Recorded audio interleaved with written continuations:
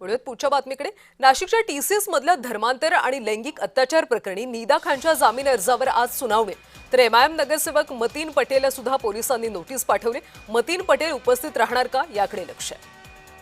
नीदा खानच्या जामीन अर्जावर आज सुनावणी होणार आहे। सुनावणीमध्ये नेमकं काय होतं हे पाहणं महत्त्वाचं आहे।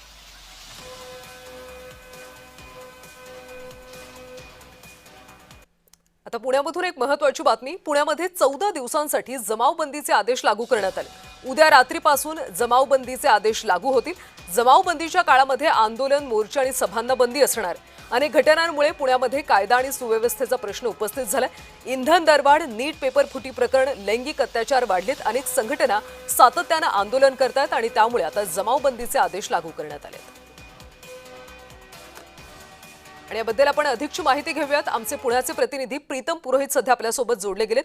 प्रीतम, आता उद्यापासून पुण्यामध्ये जमावबंदीचे आदेश लागू करण्यात आलेले आहेत। प्रशासनाकडून नेमकं काय काय सांगण्यात आलं? खरं तर कल्याणी, आपल्याला माहिती आहे राज्यभरामध्ये पुणे मुंबई ही फार महत्वाची आणि संवेदनशील शहरं आहेत आणि काही घटना घडतात याचे रिॲक्शन आपल्याला पुण्यामध्ये पाहायला मिळते। आखरी देशातील युद्ध देखील सुरू असते तरी इंधन दरवाढ ही सातत्याने होते। मागील 10 दिवसांमध्ये आतापर्यंत 5 ते 7 रुपयाची इंधन दरवाढ झालेली आहे।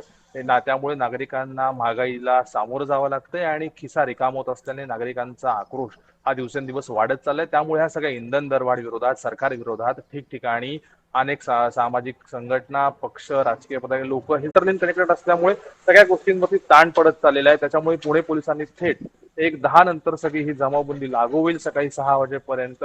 त्यामुळे या काळामध्ये सभा असेल, घोषणा असतील, मोर्चा असतील, बाकीच्या काही सगळ्या गोष्टी असतील त्या कायदा सुव्यवस्थेला थ्रेट पोहोचवतील, या सगळ्यांवरती बंदी घातलेली आहे। आणि 5 पेक्षा जास्त लोकांनी एकत्र येऊ नये, आरवाच्या काही घोषणा देऊ नयेत, सरकार विरोधात काही करू नये, या सगळ्यासाठी पुणे पोलिसांनी योग्य ती खबरदारी घेतलेली आणि कायदा सुव्यवस्था शहरामध्ये अबाधित राखण्याचं काम आता पुणे पोलिसांनी आवाहन करत पुणेकरांना केलेलं आहे।